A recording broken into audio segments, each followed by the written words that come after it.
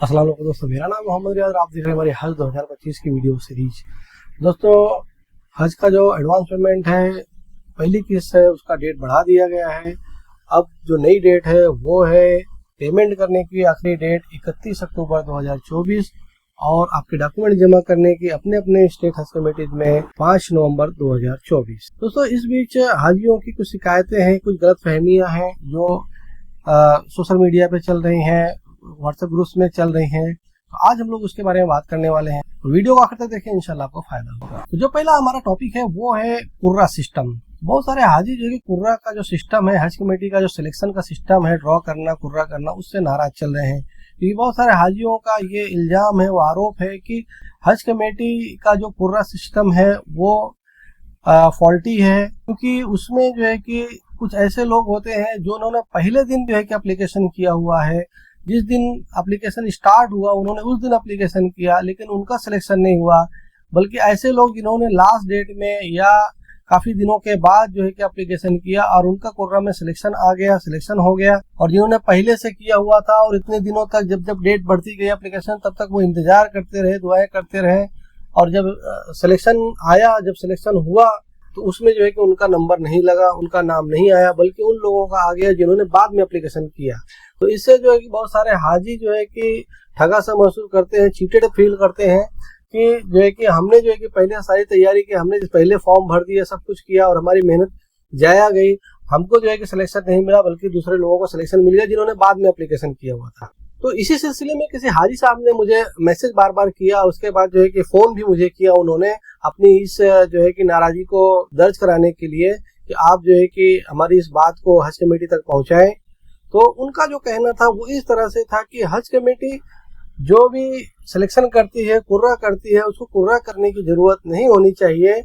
जितने भी जिस भी स्टेट का जो कोटा है, वो कोटा में से जो रिजर्व कैटेगरी वाले हैं 65 प्लस या लेडीज विदाउट मेहरम, उनको पहले लाइन से सीरियल नंबर वाइज उनको जो है कि सिलेक्शन उनका हो जाना चाहिए, क्योंकि उनका सिलेक्शन हर कंडीशन में होना ही है। इसके बाद जो जनरल कैटेगरी वाले बचते हैं तो उनको जो है कि कुर्रा सिस्टम में नहीं लेना चाहिए, बल्कि सीरियल नंबर वाइज लेना चाहिए, जैसा उन्होंने एप्लीकेशन किया था उस सीरियल नंबर से। मतलब उनका कहने का मतलब है कि आप रैंडमाइज मत सिलेक्शन कीजिए, सीरियलाइज सिलेक्शन कीजिए। मतलब कि जो एप्लीकेशन आपके कैटेगरी वाइज होते हैं उनको सीरियल नंबर दीजिए। जैसे कि जो रिजर्व कैटेगरी वाले हैं उनका हम सभी जानते हैं कि उनका जो स्टेट कोड होता है उसके बाद उनकी जो कैटेगरी लगती है वहां पे वो जो प्रीफिक्स होता है वो अलग ही होता है। मतलब जैसे महाराष्ट्र का देखें तो जो रिजर्व कैटेगरी वाले होंगे MHR करके आता है, उनका जो कवर नंबर जनरेट होता है वो MHR करके आता है। उसी तरीके से जो लेडी विदाउट मेहरम है उनका भी अलग आता है, उनका आता है MHLW करके। कहने की बात यह है कि जो रिजर्व कैटेगरी वाले हैं उनको जो है कि आप सीरियल ही अलग दीजिए। मतलब जो MHR है, मतलब 65 प्लस रिजर्व कैटेगरी है, उनको 1 2 3 4 MHR 1 2 3 इस तरह से सीरियल दीजिए आप। फिर उसी तरह से लेडी विदाउट मेहरम वाली के MHLW वालों को भी 1 2 3 दीजिए। तो जितने भी एप्लीकेशंस आएंगे इनमें, तो वो सबको मालूम रहेगा कि इसमें टोटल इतने एप्लीकेशन आए, एक से लेके जितने भी नंबर आएंगे। तो उतने लोगों को जो है कि आप अगर कोटा से ज्यादा नहीं हो रहे हैं तो पहले उनका सिलेक्शन हो जाएगा। हर कंडीशन में वही होता है, अभी भी जो हो रहा है वही हो रहा है। कि जैसे कि अगर समझ लीजिए एक नॉर्मल हम लोग मानते हैं कि महाराष्ट्र का कोटा 10,000 है, तो उसमें अगर रिजर्व कैटेगरी वाले 3,000 आ रहे हैं उनका एप्लीकेशन, तो 3,000 लोगों को चाहे जिस भी सीरियल नंबर में आए हो, जैसा भी उनका कवर नंबर हो, उनको जो है कि डायरेक्ट सिलेक्शन दे दिया जाता है। तो बचते हैं 7,000 लोग। फिर समझ लीजिए कि लेडीज विदाउट मेहरम वाली जो कैटेगरी है उसमें जो है कि 1,000 एप्लीकेशन आए, 1,000 एप्लीकेशन आया, तो उसमें से 1,000 ये कम कर लिया जाएगा। तो इस तरह से टोटल 4,000 लोग हो गए जो रिजर्व कैटेगरी में, वो डायरेक्टली सेलेक्ट कर लिए जाएंगे। फिर बचती है 6,000 सीट। तो 6,000 सीट में जो कुर्रा होता है वो जो है कि ऑब्जेक्शन लोगों का है कि कुर्रा ना होके उनको सीरियलाइज तरीके से सेलेक्ट कर लिया जाए। मतलब जनरल कैटेगरी में जैसे जिन्होंने एप्लीकेशन किया उनका सीरियल 1 नंबर से दिया जाए, 1 नंबर से 10,000 15,000 जितने भी एप्लीकेशन आए हैं उनको दिया जाए। तो जब अगर ये रिजर्व कैटेगरी वालों का 4,000 सीट निकालने के बाद जो 6,000 सीट मिलती है उसमें कुर्रा ना होके बल्कि 1 से लेके 6,000 नंबर तक के जो कवर्स हैं, जो कवर्स हैं उनको डायरेक्टली सीरियल से सिलेक्ट कर लेना चाहिए। और बाकी के जो बंदे बचते हैं कि जैसे 5,000 8,000 जो मतलब लोग बचते हैं, जैसे कि इस साल जो है कि 6,000 वेटिंग है लगभग महाराष्ट्र की 5,998, तो वो 5,998 को सीरियल नंबर वाइज वेटिंग दिया जाए। जिस सीक्वेंस में उन्होंने एप्लीकेशन किया था, एप्लीकेशन के टाइम में हज कमेटी में एक ग्रुप आईडी जनरेट होती है, उनको एक सीरियल नंबर मिलता ही है, तो वही सीरियल नंबर फॉलो किया जाए जो एप्लीकेशन का है। इसमें क्या हो रहा है कि जो कुर्रा हो रहा है उसमें एप्लीकेशन करने वाला चाहे पहले डेट का हो, चाहे दूसरे डेट का हो, चाहे लास्ट डेट का हो, किसी का भरोसा नहीं किसका नंबर आ जाएगा। इसमें क्या हो रहा है कि जो लोग पहले एप्लीकेशन करके बैठे हैं उनका नाम कभी कभी नहीं आता है, और इससे वो लोग बहुत नाराज होते हैं, बहुत गुस्सा होते हैं कि हमने जो है कि शुरू के दिनों में एप्लीकेशन किया था। फिर इसमें एक और चीज आती है कि जब जितनी बार एप्लीकेशन के लिए डेट बढ़ाती है हज कमेटी, लोगों के डिमांड पे एक्सटेंड करती है एप्लीकेशन का, उतनी टाइम उतनी बार उनको और गुस्सा लगता है, क्योंकि उन्होंने स्टार्टिंग में ही एप्लीकेशन कर दिया था, अब वो इंतजार कर रहे हैं। फिर इतने सारे इंतजारों के बाद पहला एप्लीकेशन का डेट जाने के बाद, दूसरा एक्सटेंड होने के बाद, तीसरा एक्सटेंड होने के बाद, इतना इंतजार होने के बावजूद भी जब कुर्रा हुआ, जब सिलेक्शन का दिन आया, तो पता चला उनका तो नंबर ही नहीं लगा। तो इस तरह से वो बहुत चीटेड फील करते हैं, उन ठगा सा महसूस करते हैं कि मैंने सब कुछ पहले किया था फिर भी मेरा सिलेक्शन नहीं हुआ। तो इसमें एक चीज और हो सकती है कि अगर हज कमेटी इस तरह से करने लगी कि जिस सीक्वेंस में लोगों ने एप्लीकेशन किया उसी सीक्वेंस में उनको सिलेक्शन होगा, उसी सीक्वेंस में उनको वेटिंग मिलेगा, तो इसका फायदा ये भी हो सकता है कि एप्लीकेशन शुरू होते ही लोगों में भागदौड़ मचेगी और जल्दी एप्लीकेशन कर लेंगे। बार बार हज कमेटी को डेट बढ़ाने की जरूरत नहीं पड़ेगी, क्योंकि सबको मालूम है कि जितना जल्दी एप्लीकेशन करेंगे, जितना जल्दी मेरा सीरियल नंबर जितना कम रहेगा, उतना जल्दी और उतना मेरा चांसेस बढ़ जाते हैं सिलेक्शन के लिए। तो किसी भाई ने मुझे फोन करके इसका ऑब्जेक्शन लिया, मुझे बोला कि हज कमेटी को आप यह बात पहुंचाइए। तो अगर हज कमेटी तक मेरी वीडियो पहुंचती है, वो मेरी वीडियो को देखते हैं, मेरी बात को सुनते हैं, तो इस पर गौर करें। हमें ये बात मालूम है कि हज कमेटी में जो लोग बैठे हुए हैं बहुत काबिल हैं, वो सारी चीजों को, सारे सिचुएशन को देख के ही कोई जो है कि डिसीजन, कोई निर्णय लेते होंगे। ये भी जो सिस्टम उन्होंने बनाया होगा, बहुत सारी प्रॉब्लम्स को फेस करते हुए, बहुत सारे इश्यूज को फेस करते हुए, उसका सोल्यूशन करने के लिए ही इन्होंने इस तरह का जो सिस्टम बनाया हुआ है, जो बहुत अच्छे से चल रहा है अल्हम्दुलिल्लाह, तो उन्होंने बनाया होगा। उनकी काबिलियत पे कोई शक नहीं है। लेकिन अब हाजियों की जो राय है वो मैं आपको पहुंचाना चाहता हूं। आप अगर देख रहे हैं, सुन रहे हैं, तो इसको समझें, और इसमें कहीं से कुछ भलाई अगर है, अच्छाई है, तो उस पर आप जो है कि प्लान बनाएं, और उसको किस तरह से एग्जीक्यूट करना है, किस तरह से वो चीज करना है, वो आपका काम है, आप उसको कर सकते हैं। और हाजियों में जो नाराजगी है उसको भी कम कर सकते हैं, क्योंकि आपका जो काम है अल्टीमेटली वो यही है कि हाजियों को ज्यादा से ज्यादा जो है कि सहूलियतें दी जाए, ज्यादा से ज्यादा आसानियों के साथ उनका काम कराया जाए, और पारदर्शी तरीके से, ट्रांसपेरेंट तरीके से सारा काम हो। दूसरा टॉपिक है, दूसरा इशू है कि बहुत सारे लोग जो है कि ये भ्रम फैला रहे हैं, ये कंफ्यूजन फैला रहे हैं कि जिनका पासपोर्ट 9 सितंबर 2024 के बाद बना है उनके एप्लीकेशंस रिजेक्ट कर दिए जाएंगे, जबकि उनका सिलेक्शन हो गया है, उन्होंने पैसा भी भर दिया है और डॉक्यूमेंट वगैरह भी जमा कर रहे हैं। किसी ने हमको ग्रुप में ये भी बताया है कि कुछ हज कमेटीज भी ये बोल रही हैं कि आपका जो पासपोर्ट का डेट आगे का है, तो इसलिए जो है कि आपका एप्लीकेशन रीचेक होएगा और कैंसिल कर दिया जाए, जबकि उन्होंने जो है कि पेमेंट वगैरह कर दिया, डॉक्यूमेंट सबमिट करने के लिए गए थे। स्पेशली उन्होंने बताया कि 25 तारीख का उनका जो है कि पासपोर्ट इशू हुआ है इस तरह से। तो मैं इन लोगों को बता देना चाहता हूं कि हज कमेटी का जो सर्कुलर नंबर 6 है, जिसके तहत उन्होंने डेट एक्सटेंड की थी एप्लीकेशन करने की लास्ट टाइम, आखिरी बार 30 सितंबर 2024 के लिए, उसमें ये क्लियरली मेंशन्ड है कि आपका जो पासपोर्ट है, इंटरनेशनल मशीन रीडेबल पासपोर्ट, वो 30 सितंबर 2024 को या उससे पहले इशू हुआ होना चाहिए। जैसे कि आप सभी लोगों को मालूम है कि जो हज कमेटी ने पहले एप्लीकेशन का डेट बताया था, जब एप्लीकेशन यहाँ से चालू हुआ था 13 अगस्त से और 9 सितंबर तक, तो जो पहला उन्होंने डेट वगैरह दिया हुआ था कि उसमें जो है कि इस हिसाब से 65 कैटेगरी वाले का डेट क्या होना चाहिए, डेट ऑफ बर्थ क्या होना चाहिए, और जो है कि इन्फेंट का डेट ऑफ बर्थ क्या होना चाहिए, लेडीज विदाउट मेहरम का डेट ऑफ बर्थ क्या होना चाहिए, और जो है कि पासपोर्ट का इशू डेट क्या होना चाहिए। तो उसमें लिखा गया था कि आपका इंटरनेशनल मशीन रीडेबल जो पासपोर्ट है वो 9 सितंबर या उससे पहले का इशू होना चाहिए, और वैलिडिटी डेट आप सबको मालूम है कम से कम 15 जनवरी 2026 होना चाहिए। तो ये पहला था। उसके बाद फिर डेट वापस से एक्सटेंड हुआ 23 तारीख तक के लिए। 23 तारीख तक के लिए एक्सटेंड हुआ तो हज कमेटी ने फिर से उसके लिए वो डॉक्यूमेंट जो है इमेज शेयर की अपनी साइट पे। फिर उन्होंने वहां पे लिखा कि अब जो है कि आपका पासपोर्ट जो है कि वो 23/9/2024 तक इशू होना चाहिए को, या उससे पहले इशू होना चाहिए। उसी तरीके से जब लास्ट टाइम हज कमेटी ने जो है कि आखिरी बार जो डेट एक्सटेंड किया उसके सर्कुलर नंबर 6 के जरिए वो था 30 सितंबर 2024। तो आपने देखा कि जैसे पहले 9 था तो उन्होंने 9 का एप्लीकेशन पासपोर्ट इशू का डेट बताया, दूसरी बार 23 किया तो 23 को या उससे पहले का पासपोर्ट इशू का डेट बताया। दूसरी बार जो डेट एक्सटेंड हुई तो वो जो है कि 30 सितंबर 2024 थी। तो जो आपका पासपोर्ट होगा वो 30 सितंबर 2024 को या उससे पहले इशू हुआ होना चाहिए, वो मान्य होगा। अगर कोई हज कमेटी आपको बोलती है कि आपका पासपोर्ट 25 तारीख को इशू हुआ है तो नहीं चलेगा, तो आप ये सर्कुलर नंबर 6 उनको दिखाइए जिसमें क्लियरली मेंशन है, क्लियरली बताया गया है कि आपका पासपोर्ट 30 सितंबर 2024 को या उससे पहले जो है कि इशू हुआ होना चाहिए। तो 25 तारीख तो कोई बात ही नहीं है।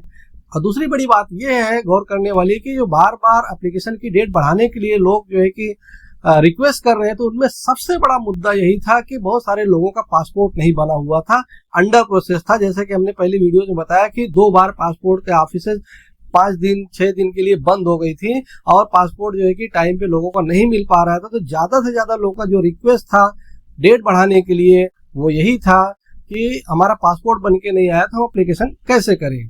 तो अगर आज कमेटी को पासपोर्ट का डेट इशू डेट 9 तारीख को ही लेना होता, 9 सितंबर को ही लेना होता, तो आगे का डेट बढ़ा के उसको कोई मतलब नहीं था। जिनके पास पासपोर्ट था वो तो पहले एप्लीकेशन कर चुके थे। तो इसलिए इसमें जो है कि आप लोग भ्रम में ना रहें, संदेह में ना रहें, कंफ्यूजन में ना रहें, गलतफहमी में ना रहें।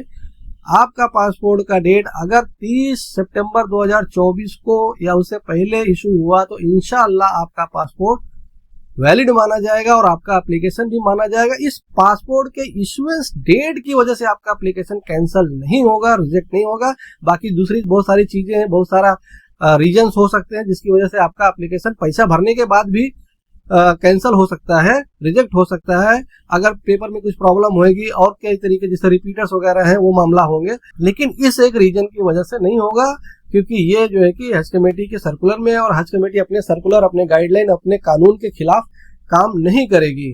तो इस तरह से आप लोग जो है कि बिल्कुल टेंशन न लें। जिनका पासपोर्ट जो है कि 30 तारीख तक बना है और उन्होंने एप्लीकेशन किया, उनका सिलेक्शन हो गया, वो पेमेंट करें, डॉक्यूमेंट जमा करें, कोई तकलीफ वाली बात नहीं है। और दोस्तों जैसे गाइडलाइंस के टाइम मैंने आपको बताया हुआ था कि 500 सीटें हज कमेटी मेहरम वाली लेडीज के लिए रिजर्व रखती है कोटे में से, वो जो है कि बाद में उसका एप्लीकेशन कराती है। ऐसी औरतों के लिए जिनके मेहरम पहले से सिलेक्शन उनका हो गया, वो हज के लिए जा रहे हैं, और ये लेडीज नहीं जा रही थी लेकिन अब उनका जो है मन हो गया या उनके पैसे का इंतजाम हो गया तो वो भी जाना चाहती है, तो उसके लिए हज कमेटी उनको लेटर स्टेज पे बाद में उनका एप्लीकेशन चालू करेगी और 500 औरतों का एप्लीकेशन करने का मौका देगी। ध्यान रहे, उनके आदमियों का या मेहरम का सिलेक्शन ऑलरेडी हो गया, उन्होंने पैसा भर दिया है, वो जा रहे हैं ऐसी औरतों को। और उसका रीजन ये है कि इस बार अगर उनके मेहरम चले जाएंगे तो अगली बार अगले साल उनके साथ जाने के लिए कोई मेहरम नहीं होगा, इसलिए वो इस बार जो है कि इसी बार इंतजाम करके जाने की कोशिश करेंगी। उनके लिए यह व्यवस्था की गई है। तो ये जो एप्लीकेशन है वो अभी चालू नहीं हुआ है, उसको टाइम लगेगा। फर्स्ट या सेकेंड इंस्टॉलमेंट भी हो जाएगा इंशाल्लाह, उसके बाद होएगा, क्योंकि उसका जो मेन रीजन है इस 500 सीटों का अलग रखने का वो यही है कि एक लेटर स्टेज पे क्या होता है कि घर में सिलेक्शन हो गया, पहले सब लोगों ने प्लान किया, भाई पैसा नहीं है, तो आप जैसे आदमी है अपनी वालदा को लेके जा रहा है, माँ बेटे जा रहे हैं, पैसे की कमी है, तो जो बहू है वो पहले उसने सब्र किया, उसने बोल दिया कि हाँ ठीक है आप लोग जाओ, पैसा का इंतजाम नहीं है, मैं बाद में चली जाऊंगी या अभी नहीं जा सकते हैं।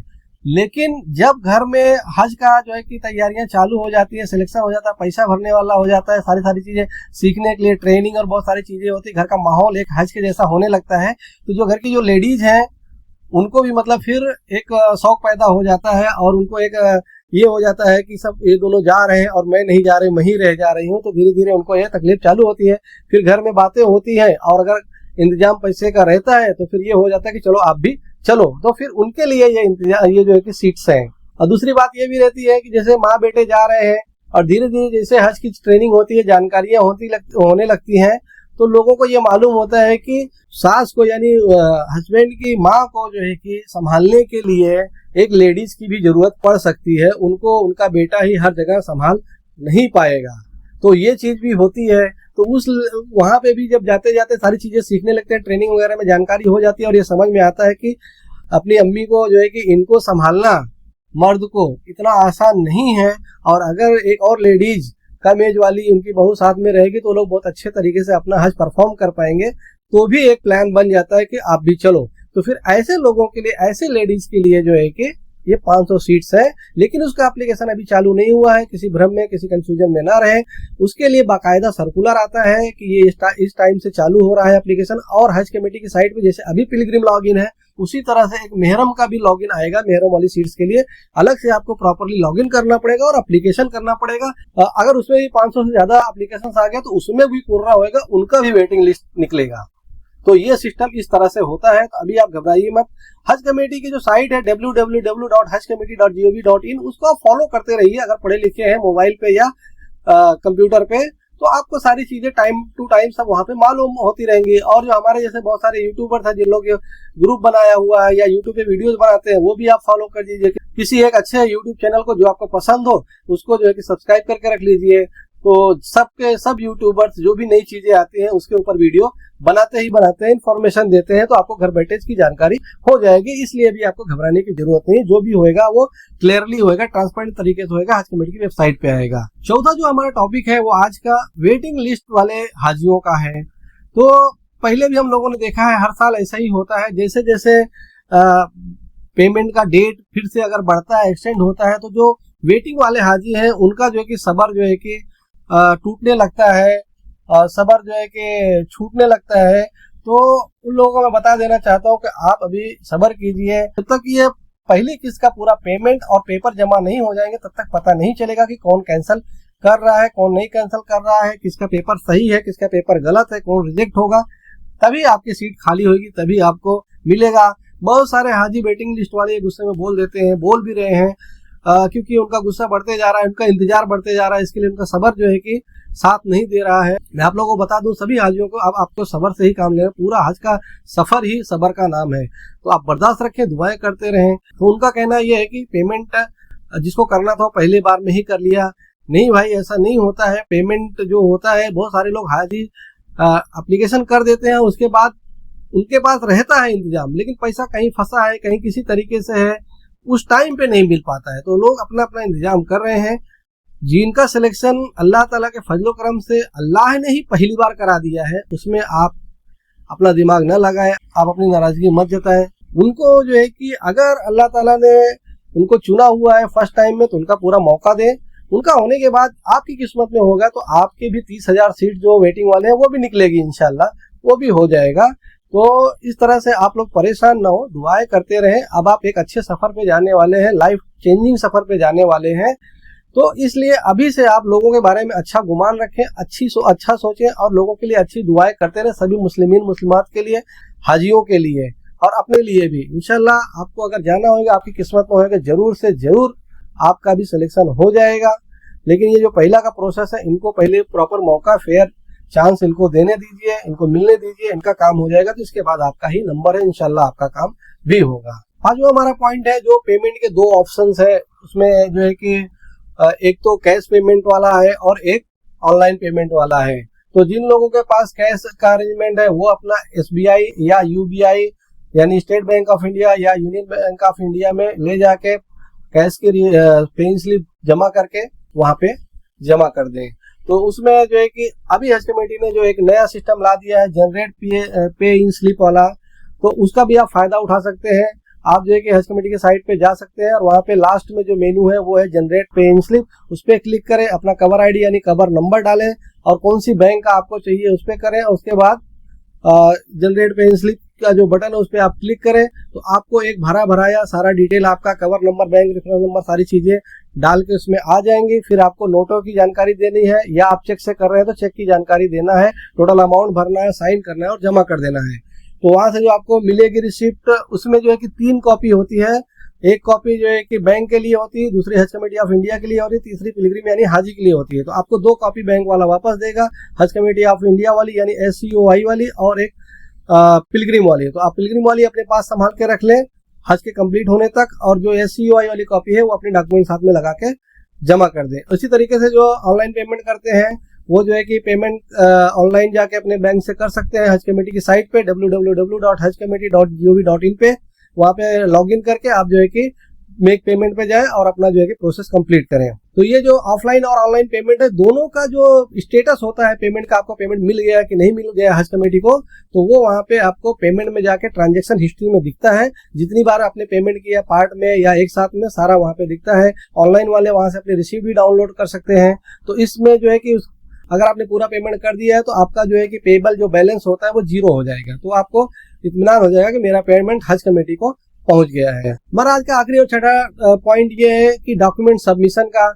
बहुत लोग जो है कि डॉक्यूमेंट सबमिट कर चुके हैं और बहुत लोग अभी सबमिट करेंगे इंशाअल्लाह। तो इसमें बहुत बड़ा सवाल ये है कि कैसे हमको पता चलेगा, हाजियों कैसे पता चलेगा कि हमारा डॉक्यूमेंट पहुंच गया है।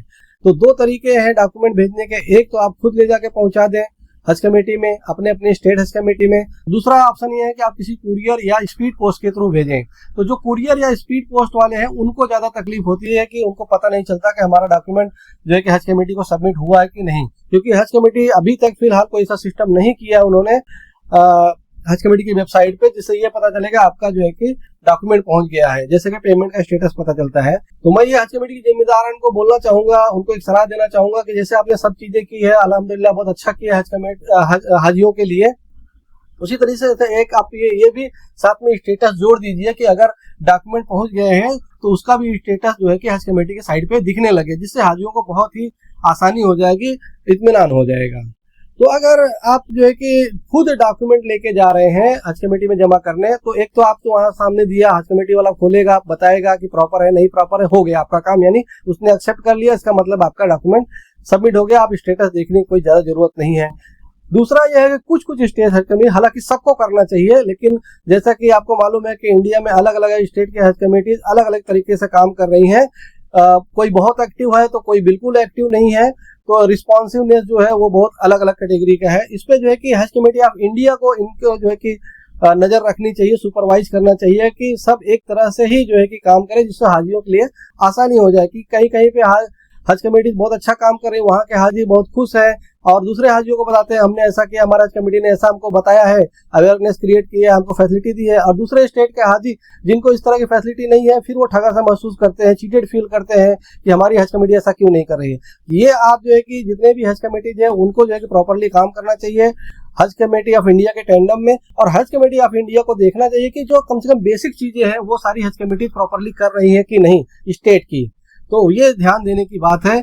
तो मेरा कहने का मतलब है कि कुछ स्टेट हज कमेटी जो है कि आपको एक्नॉलेजमेंट रिसीप्ट देती है, यानी पहुंच पावती देती है कि आपका डॉक्यूमेंट पहुंच गया, कि स्टैंप लगा के दे देते हैं कि आपके ये डॉक्यूमेंट पहुंच गए।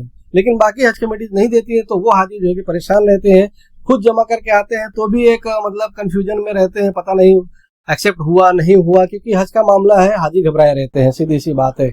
और जो लोग कुरियर से कर रहे हैं या स्पीड पोस्ट से कर रहे हैं, उनके लिए ये है मशवरा कि आप जो है कि जो आपको रिसिप्ट दी जाती है कुरियर की या स्पीड पोस्ट की, वो रिसिप्ट आप संभाल के रखें। जब भी कभी कुछ मसला होएगा तो वो रिसिप्ट आपकी प्रूफ की काम आएगी कि हमने पेपर डॉक्यूमेंट जो है कि टाइम पे भेज दिए थे। उसके बाद उनका एयरवे बिल नंबर रहता है, वो उनकी साइट पे, मोस्टली कुरियर वालों का साइट रहता है, वेबसाइट, उस पर जाके आप सर्च कर सकते हैं। वहां पे पता चल जाता है कि किस तारीख को कितने बजे आपका डॉक्यूमेंट हज कमेटी को डिलीवर कर दिया गया है। तो उसका भी आप प्रिंट आउट या जो है कि फोन में फोटो निकाल के एज ए प्रूफ रख लें, तो इंशाल्लाह कोई तकलीफ होने नहीं पाएगी। और डॉक्यूमेंट में कोई कुछ प्रॉब्लम होएगा तो हज कमेटी आपसे खुद कांटेक्ट करेगी आपके मोबाइल नंबर पे, जो आपने हज कमेटी को दिया हुआ था एप्लीकेशन के टाइम पे। तो दोस्तों ये थी वीडियो आज की, जो हज 2025 को लेके, हज कमेटी को लेके, नियम कानून के लेके जो कंफ्यूजन्स थे उसके बारे में।